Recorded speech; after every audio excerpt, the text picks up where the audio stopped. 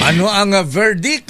Guilty or not guilty? Eto Sister na, L. Lakay, dahil si Alice Guo, dating mayor ng Bamban, Tarlac, ay hinatulang guilty Oh. sa kasong qualified human trafficking. Ang detalye balita mo, RH52, Ednya.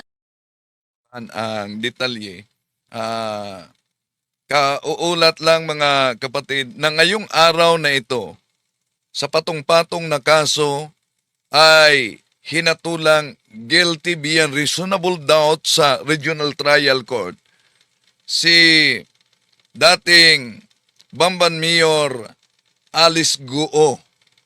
Ito'y kaugnay sa human trafficking muna na kaso, no? At patong-patong pa ang kaso.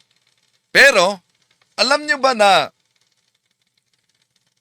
siya sa pagtakbo noon sa pagkamayor ay inendorso para siya sa iglesia ni Felix Manalo. Ito ang kumakalat ngayon sa social media matapos napaulat na hinatulang guilty beyond reasonable doubt sa kasong human trafficking, lalo na yung mga kasama niya. Nagpapasalamat siya Mayo 6, taong 2022 sa tagapangasiwa sa Iglesia ni Cristo na si Ka Eduardo Manalo sa pagsuporta sa kanyang pagtakbo.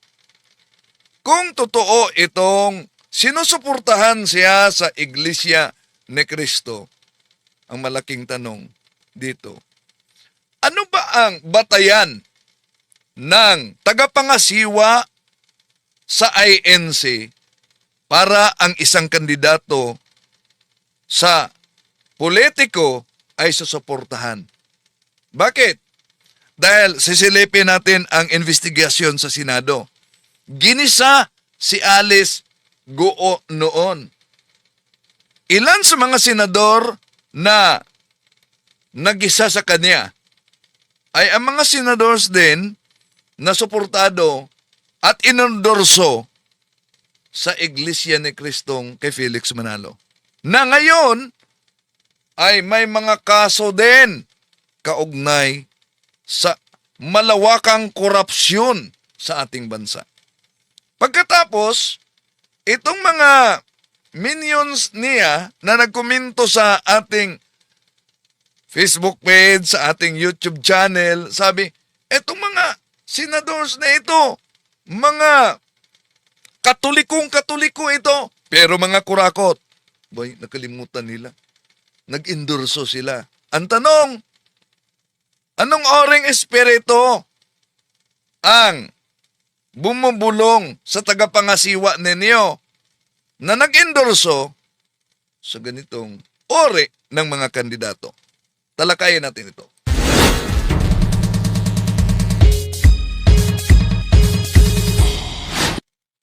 Kumusta? Welcome. Itong iyong lingkod, Brad Wendell Talibong, muli makasama ninyo sa pagkakataong ito. At inaniyahan natin ang ating mga suking taga-subaybay. Huwag kalimutang pindutin ang like sa ating live. At huwag ding kalimutang mag-subscribe at pindutin ang bell button para updated kayo, mag-comment at i-share ninyo mga kapatid. At inaniyahan din namin kayo na mag-subscribe sa channel ni Kaburnok. Alam nyo naman na ang kay Kaburnok ay nahack ito. At binura talaga. Galit na galit sila sa channel. No? Binura talaga ng hacker. Kaya may bagong channel si Kaburnok. Nasa link dito. At yung ating pangalawang channel na Pananampalataya at Katwera, nasa link din dito mga kapatid. Now, ngayon, matapos na paulat na si Alice Guo ay nahatulan sa korte na guilty beyond reasonable doubt sa kaso muna ito, ha. Patong-patong ang kaso niya, pero ito, human trafficking.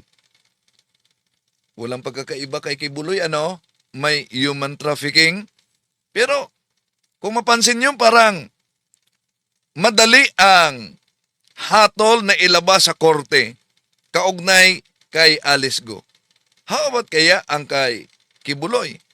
Pakinggan muna natin itong ulat. Ano ang verdict? Guilty or not guilty? Eto Sister na, L. Lakay, dahil si Alice Guo, dating mayor ng Bamban, Tarlac, ay hinatulang guilty Oh. sa kasong qualified human trafficking. Ang detalye balita mo, RH52, Edniel Parosa. Edniel. Hinatulan ng makulong o sa hinatulan sa habang buhay na pagkakabilanggo itong si Dismiss Bamban Tarlac Mayor Alice Go at tatlong kapwa akusado kaugnay ng kasong human trafficking na nagugat sa illegal na pogo hub dito sa may bahagi ng Bamban Tarlac sa 111 pahinang desisyon na inilatag dito sa Pasig City RTC ay nahatulan ng guilty kasama ng parusang reklusyon perpetua at 2 milyong pisong fine sina Alice Go alias Go Waping, yung kanyang Chinese national name, kasama mga co-accused na sina Rachel Malonzo Carrion, J. Milin Cruz at Malaysian national na si Walter Wong Ron. Kasama rin Lakay at Sister L dito sa desisyon ng Korte sa Pasig ang tuluyang pagporpit sa kumpanya ng Baofu. Ito yung lugar kung saan itinayo itong scam hub dito sa bahagi ng Bamban Tarlac kung saan nga 800 Pinoy at foreign nationals ang na-rescue at na-aresto. Ginawa itong desisyon kahit teleconference lamang ang pagharap ni na Go Waping at iba pang kapwa akusado. 16 sila Lakay, 8 Pilipino at 8 foreign nationals ang humarap sa promulgation via teleconference order yan ng korte. Pero dyan sa 16 na akusado na humarap sa promulgation, ang meron pa lamang na hatol na guilty ay sina Go Waping at binanggit natin na co-accused, 3 yan dito sa kasong qualified human trafficking. Ang tabayaran ng iba pang update mula rito sa Pasig City RTC Branch 167. Inantay pa natin ang paglabas ng mga opisyal ng pamahalaan at iba pang mga representante gaya ng legal counsel ni Go. At mamaya baka magbigay sila ng update Lakay. Edniel, dun sa hatol, ilang years na kulong? Lifetime ba yan? Reclusion perpetua Lakay. Ayan, reclusion. Ayan, perpetua. lifetime nga. Habang Reclusion buhay. perpetua. Oo, wow. Oo. At saka yung Reclusion perpetua. Pero sa mga nag-aaral ng batas, sinasabing wala naman talagang lifetime, kundi more than 40 years. Pero sa haba ng mga taon, batay sa hatol, abay, swerte lang pag makaabot ka sa ganong mga taon sa loob ng kulungan. palakay doon sa humarap sa promulgation, malalaman natin maya-maya sapagkat pababa pa lang. Oh, so, human traffickings lang ito ha. May iba pang mga kaso. Tulad ni Kibuloy, may human traffickings din siya. Di ba? At may iba pang mga kaso. Ang din yung ilan sa mga opisyal at counsel nitong magkabilang panig mula sa prosekusyon at syempre dito sa kampo ng dismiss Bambam Tarlac Mayor. Balik muna sa inyo, Lakay at Giselle. Okay. So, may hakbang ang abogado talaga niya, no? Siguro, i-apilar itong kasong ito. Di pa final. Maliban kung i-apilar nila ito at ano ang resulta. And then, ito ang kumalat ngayon. Oh, tingnan niyo, kumalat ngayon sa social media ito na Mayo 6, 2022, sabi niya, maraming salamat po sa inyong pagpapahayag ng suporta sa ating mga kapatid mula sa Iglesia ni Cristo. Oh, Iglesia ni Cristo. Eduardo Manalo, ang tagapangasiwa, nagpapasalamat si Alice Guo sa suporta. Kaya ang tanong dito, ano ba ang qualification at paano binusisi ng tagapangasiwang pangkalahatan ng Iglesia ni Cristo? Okay. Salamat kay Rosa Soronio from Taiwan. Mag-comment kayo, ilagay ninyo ang inyong, pero huwag niyong kapital ha, dahil nakabantay diyan si Nightbot. Si Nightbot ang mag-delete sa inyo. Mag-ingat kayo sa security na yan. Ilagay niyo ang asan kayo nanood ngayon. Oh. So, kaugnay sa human trafficking, dahil may mga pinapasok sa panahon ito sa administrasyon ni dating Pangulong Rodrigo Duterte na mga Chinese, na mga Chinoy na walang dokumento at ang iba'y nag-aasawa na dito sa Pinas. At isa lang ito sa inimbestigahan din sa Senado. Mr. Yang, kailan po kayo dumating sa Pilipinas? When did you come to the Philippines? 我大概是在1998还是 So 1998 or 1999, you have been here for a quarter of a century or 26 years. 所以你在这里大概有26年了，是吧哦，大概25、26年了。是 ？Yes, that's correct. Around 25 to 26 years. Hanggang ngayon, hindi pa kayo marunong So, sa tagal na niya, di pa siya marunong mag-Tagalog. Sa kaniyang, matagal na siya umano sa Pilipinas. mag-Pilipino? 你到现在还不会说菲律宾语吗？大家乐Bisaya main kunti-kunti ganyan. Yes, Tagalog, Bisaya, only a few. Tagalog, Bisaya, Tagalog, Bisaya, pero konti-konti. A mix of everything. No, yun, Tagalog, Bisaya, konti-konti. Ang investigasyon kay dating Mayor Banban Alice Goo ay hindi lang sa Senado, kundi lalo na sa Kongreso, sa mabawang kapulungan, at na-cite in contempt siya doon. Ito. Yes po, Your Honor. Pero sa sobrang dami na po kasi nadadamay na inosenteng pong tao, kaya natatakot na rin po ako mag-mention. Sorry po talaga. We will cite you in contempt. We will cite you in contempt, though there is a contempt order from the Senate. You are now detained in Camp Crame. Well, in fact, I will ask the PNP and the court. Okay. Ngayon, alam naman ninyo na may hatol na sa korte kaugnay sa human trafficking na kaso ni Alice Goo at mga kasama. Ating balikan muna yung Senate investigation noon kaugnay sa kasong ito. Bakit? Dahil ang mga nag-imbestiga, maliban kay Hontiveros, na ginisang-ginisa si Alice Goo, mga senadors na in-endorse din ng Iglesia ni Cristo. Sino mo yon? Sila si dating senador Bong Revilla, si Senador Joel Villanueva, si Senador at napakatapang si Senador Erap Estrada, Jinggoy Estrada, napakatapang dito sa investigasyon niya, no? Pero sino ba mag-akala na itong ilan, hindi lahat, ilan na sila'y ine-endorso din ng Iglesia ni Cristo para sa kandidatura nila na nag-iimbestiga, pero ngayon may mga kaso na din at posibleng ang kanilang warrant of arrest ay lalabas sa unang linggo sa buwan ng Disyembre. Kaya nga may kasabihan silang, may sinasabi silang si Ombudsman Boyeng Remulla at kahit si Pangulong Bongbong Marcos na posibleng may magpapasko sa loob ng kulungan. Balikan muna natin, silipin muna natin yung hearing noon na inimbestigahan ang dating mayor na natanggal sa pagkamayor at ngayong araw na ito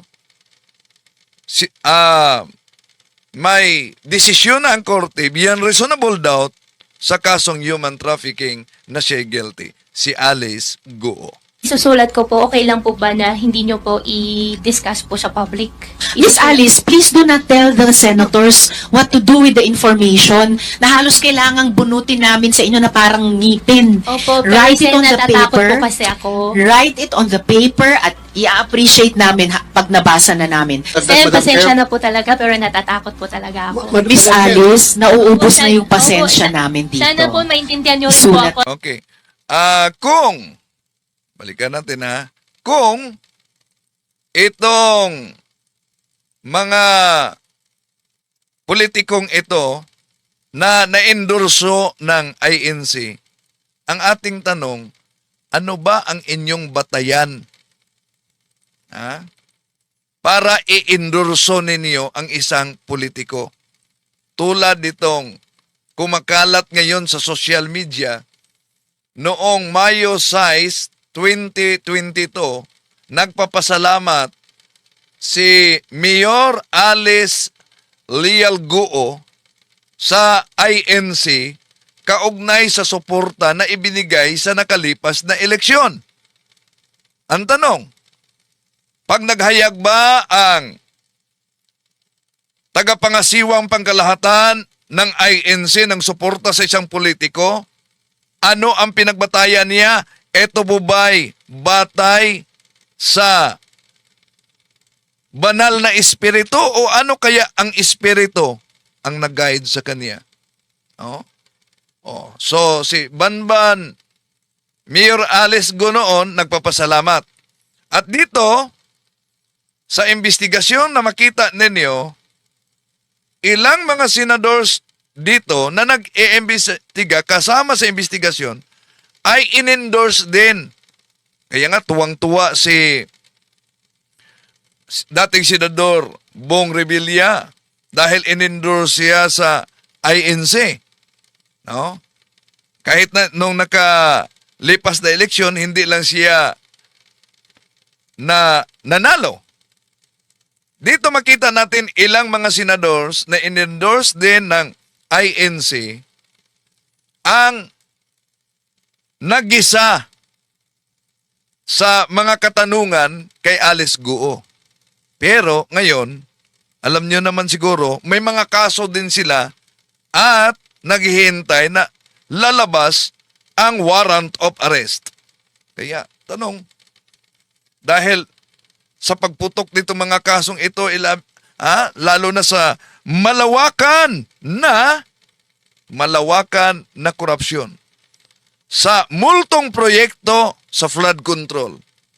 Yung mga ilang kaanib ng INC, alam nyo, tingnan nyo sa komento, pag tinalakay natin ang ganito. Ang kanilang depensa, mga Katoliko yan. No? Mga Katoliko. Kung mga Katoliko, di ba ang doktrina ninyo? Doktrina ninyo, huwag makipaghalubilo sa mga taga-sanlibutan. Kung ang mga Katoliko para sa kanila ay taga-sanlibutan at ang doktrina huwag makipaghalubilo sa taga-sanlibutan, bakit nag-endorse kayo ng politiko na hindi maliban lang ni Marcolita, kaanib ninyo si Marcolita. Pero malaking issue din dahil ipapatawag na si Marcolita sa Commission on Election dahil sa hindi pagsabi sa katotohanan kung sino ang nagbigay pundo niya sa pagtakbo. Tatalakihin natin yan sa susunod. Dito muna tayo. Natatakot po ako talaga. Iniintindi ka namin at inaalam namin kung ano yung kinatatakutan mong sinasabi mong death threat, ayaw mo pang sabihin. Ngayon, mas simple, isulat sinong may-ari at facilitator sa yate at sabihin mo sa amin saan ka sumakay. Sen, gustong-gusto ko po talaga i-discuss. Pero natatakot po ako Gusto mo pala di i-discuss sabihin mo public. sa amin. Nakakapikong ka na, ha? Yun, nagalit na si Jinggoy Estrada dito. So, galit na. Pero siya isa sa mga may kaso ngayon. Nakakagigil ka na. Meron ka bang binigyan ng bribe, Miss Alice? Kasi narinig ko, pakinggan nyo narinig ko ang Zoom. Have you bribed any government official para dito sa pagtakas nyo sa Pilipinas? Wala po. Narinig ko yung halagang 200 So makita natin dito sa video na ito sa Senate investigation, nanggigigil si Jinggoy dito. million. Wala po. Ibang halaga? Wala po. Wala po akong alam na may ganung amount. Wala po. Kung totoong walang tumulong na Pilipino, sino nagbibigay ng instruction sa mga dayuhang kasama nyo? At sino nagbibigay ng instruction sa inyo? Tungkol doon sa, sabi mo kanina, usapan kung paano gagawin ang pagtakas nyo. Wala po ako nakitang Filipino. Wala rin pong tumulong po sa akin na Filipino po. Miss Alice, bago si Sen Joel, yung bawat ahensyang nandirito ngayon, So susunod na magtanong si Senador Joel Villanueva, isa din sa na-endorse na umano ito ng INC. Pero isa din ito sa kinasuhan ngayon. gumagawa ng sariling internal investigation nila. Hindi lang tungkol sa inyo, tungkol sa mga tao nilang posibleng tumulong sa inyo. Kapag hindi kayo nagsabi ng totoo sa amin tungkol sa mga tumulong sa inyo, pati dun sa internal investigation ng mga ahensya, madadawit kayo. Sen Madam Chair, Joel. just one question. So itong sinulat mong tao sa papel, bakit kanya tinutulong? Ito, si Senador Joel Villanueva, di pa pumutok ang mainit na issue ngayon kaugnay sa Ghost Project sa flood control. Alam niyo naman, kasali siya sa kinasuhan. Alam niyang tatakas ka. Alam niyang puganti ka. Sen, siguro hindi ko po talaga siya may discuss lang po sa public. Kung bakit kanya tinutulungan? Hindi ko po lang po talaga siya may discuss. Pero pwede ko po i-discuss po sa inyo. Okay, sige. I will wait for that. But, Madam Chair. Wawaping, sino nagbayad nung mga travel mo? Libre ba to? Nung sumakay ka dun sa yate, sa big boat, sa small boat, libre lahat to? O magkano binayad mo per sakay mo kung hindi 200 million? Sen, wala pa akong binayaran po. So lahat libre? Wala pa akong binayaran po. Lahat libre. Wala po akong binayaran. Kaya nga, ulitin ko, mula sa yate, walang bayad. Sa malaking boat, 4 days, 5 days, walang bayad. Maliit na boat, wala pa ring bayad. Nung sumakay ka dito sa mga to, from the yate to the big boat to the small boat, merong nag-aasikaso sa inyo doon. Yung pupunta sa, saan ka uupo, saan ka sasakay, kung sakaling tumaob, merong life vest, etc. Ilan tong mga tao na ito? Sa yate muna.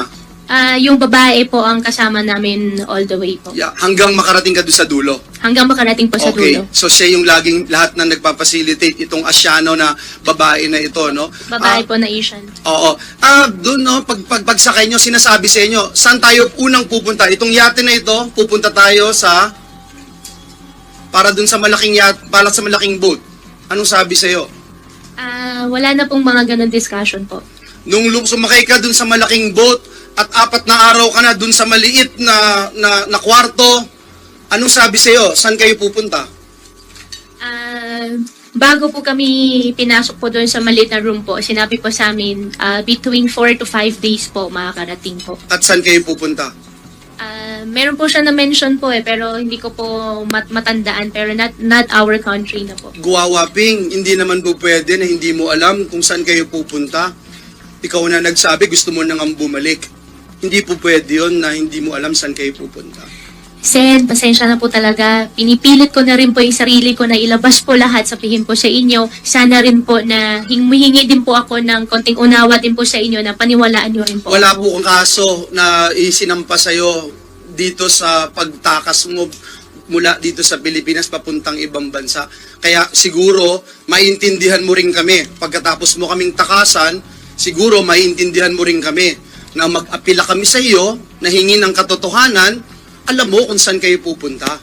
Alam mo kung saan ano yung talagang destination mo. Para i-meet itong mga taong i-meet mo at mamaya tatanungin ko yun. At saka Miss Alice, sinabi ni Miss Sheila noon, ikaw ang nagsasabi kapag aalis kayo at saan kayo pupunta. So alam nga namang pareho kayong di nyo alam kung saan kayo pupunta at okay lang sa iyo. Majority Leader, and then SP Pro Tem. One quick question kay Miss Alice. May tumulong ba sa'yo na mga tiga-immigration? Alam mo yung mga tiga-immigration? Immigration, wala po. Government officials, wala rin po. Filipino, wala po. Wala pong tumulong. Matanong ko lang, Madam Chair, si Commissioner Tansingco.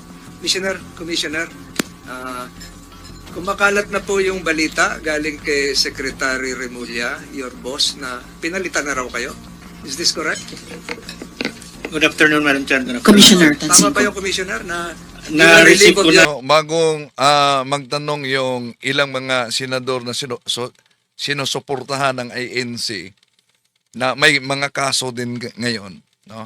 May nabasa ako sino ba to? Microstral.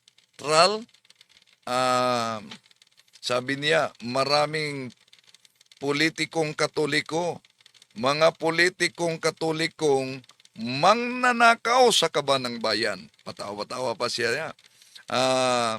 Ikaw, sinong politiko ang ibinoto mo hindi mangnanakaw? Na kakahiya mga Katolikong mangnanakaw. Well, kung sundan natin ang pahayag ni San Ambrosio. Sabi niya, a Catholic who commits immortal sin, a Catholic who commit immortal sin ceases to be a Catholic. Ang Katoliko daw na nakagawa ng mabigat na kasalanan, huminto na sa kanyang pagiging Katoliko. Oh. At kung ikay miyembro sa Iglesia ni Manalo, di ba, paborito, kung ikay miyembro sa Iglesia ni Manalo, paboritong ginagamit ng mga ministro sa paninira sa simbahang Katoliko ay ang aklat na pananampalataya ng ating mga ninuno ni James Cardinal Gibbon sa pahina 30, dahil ang nakasulat, nalulungkot kaming ipagtapat ng kabulukan sa moral ay malimit na nasusumpungan sa sinapupunan nito mga nagsasabing sila'y Katoliko. Di natin may ipipikit ang ating mga mata sa harap ng katotohanan. Maraming nabubuhay na hindi ayon sa turo ng kanilang iglesia, kundi bagkos nagiging sanhi pa ng kalungkot-lungkot na iskandalo. Yon ang ginagamit ng mga ministro at kung tingnan natin ang konteksto, napakaganda ang pagkasulat ni Cardinal Gibbons. Pero, nang nasa kamay na ng mga ministro ni Felix Manalo para siraan ang simbahang Katoliko, ginagamit nila, sasabihin nila, inaamin ni Cardinal Gibbons, bulok na ang moralidad ng Katoliko. Pero ang nakasulat, marami sa kanila ang di nabubuhay ayon sa ipinag-uutos ng kanilang iglesia. Yun. Bakit nagiging bulok? Hindi dahil sila'y Katoliko, dahil hindi namumuhay ayon sa ipinag-uutos ng Santa Iglesia. Halimbawa, iwanan mo ba ang Panginoon? Ayaw mo na bang maniwala sa Diyos? Bakit? Dahil sa lahat niyang mga nilikha, may mga fallen angels at may mga lumitaw na mga pirated na siktang tatag lamang ng tao na pawang endorse ng mga kandidato. Iwanan mo ba ang Diyos dahil sa mga pangyayaring ganyan? At kung ikaw may iglesia ni Kristong Tatag ni Felix Manalo, huwag niyong kalimutan ang pahayag mismo ng dating ministro ninyo. Yan ang current currency ni Eduardo Manalo para sa mga politicians at para sa kanilang mga... Si Luel Manorcane, no? Luel Manorca, dating INC minister at ninong niya si Eduardo. vested interest, root of corruption that has plagued the country for many, many years.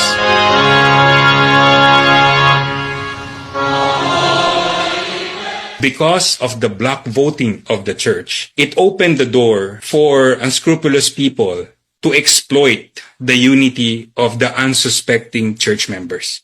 Parang these are all vested interests of the church in exchange for political endorsement. Meron din kapalit na political favors.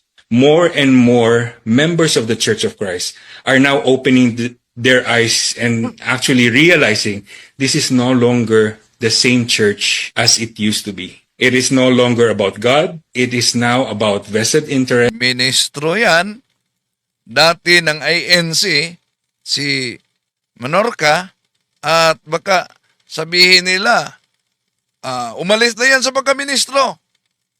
Umalis na yan sa pagkaministro. Ha? O di, itong pahayag sa mga sa nanay ni Eduardo. Ha? Yung nanay ni Eduardo, si Katini, at yung kapatid niya na si Ka-Angel. Naalala niyo ba yon? Kaya nga, yung rally ng INC na grabe ang banat ni Senador Amy Marcos kay President Bongbong Marcos, naghayag yan sa malawakang away sa pamilya. No? At lalong nagpaalala sa nangyaring away sa pamilya mismo sa Manalo. Ito na ang napaulat noon. YouTube video kung saan humihingi ng tulong sina Ka-Angel at kanyang inang si Kateni at nagsasabing nanganganib ang kanilang buhay. Sa panayam sa media, binigyan ni Ka-Angel na maraming korupsyon na nangyayari sa iglesia. Kapatid na mismo yan. Kapatid na mismo yan ng INC, tagapangasiwang pangkalahatan. Tuloy natin. Na-receive ko na po from through the post sa media, but I have not yet been officially informed, Your Honor. Not yet informed that you are being relieved or being transferred to another post, so wala. Not yet, Your Honor. Pero aware kayo na there is a certain move to replace you as the head of the Bureau of Immigration. Yan. Dito tayo sa tanong ni Senador Jinggoy. Sen, it's really about security na po talaga. Di ba you feel safe? You're under the custody of the Philippine National Police. Yes po. You're under the custody of NBI. Now Opo. you're under the custody of the Senate. Opo. And we will protect you. Opo. Oh, why don't you want to divulge everything here? Sen, you know. andito po ako, safe na safe po ako, alam ko po yun. Yes. Pero pagkatapos po ng session, paano po ako? Yun lang, doon po ako nagwa-worry, kaya ayaw ko po mag-disclose po sa public. Nandyan ang police, nandyan ang NBI. We will protect you. Just as long as you tell the truth. At saka Miss Alice, yung papel, yung pangalan na sinulat mo sa papel, actually lumabas na yung pangalan niya sa hearing eh. Tinanong ko na kayo tungkol sa taong yan.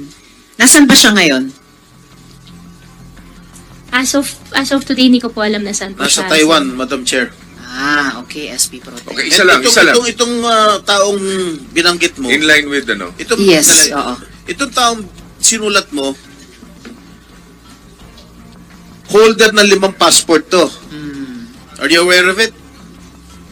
Sen, hindi po ako aware na holder Yes, po eh. siya ng 5. Holder ng passport ng Kits, Nevis, China, Cyprus, Dominica, tsaka Cambodia. He's a holder of 5 passports. And based from the information I received, he's now in Taiwan. Now, please, ako nakikiusap ako sa iyo. Kami sa committee to nakikiusap sa iyo na magsabi ka lang ng buong katotohanan. We are here to ferret out the truth. The whole truth and nothing but the truth.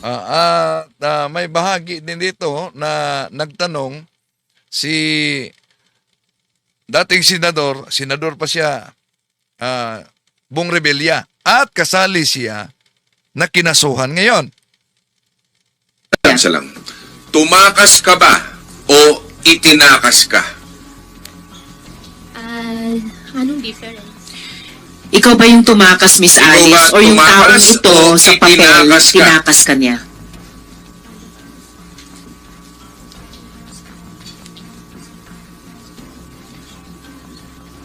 I don't think you need advice of a lawyer to answer that question. nga, Ba't factual kailangan pa? question lang. Napakasimple My God. ng tanong.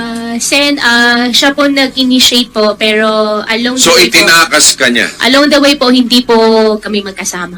Oo nga. So, itinakas ka. So nung Hindi ka pag-alis nyo sa tumakas. yate, Magkaiba kasi yan. sorry Senbong, quick ano lang. Yes. So nung pag-alis nyo sa yate sa Manila, kasama yung taong nakasulat sa papel? Hindi po. Hindi rin. Opo. Okay. Madam Chair, Sen- ibig sabihin, Madam Chair, itinakas Indulgence of po SP siya. Pro Tem. Is that, I just wanted to clarify, hindi ka tumakas. Itinakas ka nitong tao na ito? Hindi. Ang nangyari po dyan, Decision. So, nagbalik tanong si Senador Joel Villanueva, no? So, ito ang mga senadors ngayon na napaulat ding inendorso din sila nitong INC, Iglesia ni Cristong kay Felix Manalo. Tulad kay Guo na napaulat at kumangkalat itong papasalamat niya sa pag-endorso sa eleksyon sa pagtakbo niya bilang mayor. Kaya ang tanong dito, ano ang batayan ng INC lalo na sa kanilang tagapangasiwa na i-endorse ang isang politiko? Makasiguro ba ang nag-endorse na ito'y talagang mabuti? Tulad sa tandem ng Unity. In-endorse yan ng INC, di ba? O ano ang kabaliktaran sa Unity? Ngayon, anong nangyari? Kaya nga, kung maalala natin, yung pahayag ni Brother Eli Villanueva, Brother Eli Soriano, sabi niya na hanggang may mag-endorse sa mga politiko, di mawawala daw ang korupsyon dahil sisingilin yan sa utang na loob. So, yun ang mainit na balita ngayon, mga kapatid. Si Alice Guo at mga kasama sa kasong human trafficking ay hinatulan na guilty beyond reasonable doubt, reclusion perpetua. Kailan kaya ang kay Kibuloy? Meron din siyang human trafficking. No? At ilan sa mga senador na gumisa sa kanya dito ay may mga kaso na posible ngayong Desyembre, sa unang linggo ng Desyembre, lalabas ang kanilang warrant of arrest. Grabe. Pagdasal natin ang ating bansa at sana may pagbabago pati na sa mga butante na hindi ibinta ang boto sa panahon ng eleksyon. Dahil pag tumanggap kayo sa nakalipas na eleksyon, kabahagi kayo sa korupsyon.